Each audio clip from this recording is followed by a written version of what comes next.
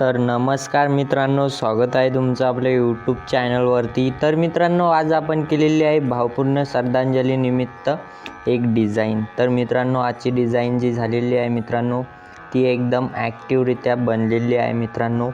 तर आज आपण दिलेली आहे PSD फाईल। तर मित्रांनो, PSD फाईल दिलेली आहे, तर ती आपण डिस्क्रिप्शनमध्ये दिलेली आहे मित्रांनो लिंक। तर त्या ठिकाणी तुम्हाला डाउनलोड करायची आहे।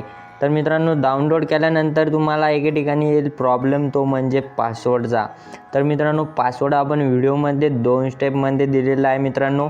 तो पासवर्ड तुम्ही लक्षपूर्वक बघायचा आहे आणि त्या ठिकाणी एंटर करायचा आहे। तर मित्रांनो, आजची डिझाईन एकदम कडक झालेली आहे।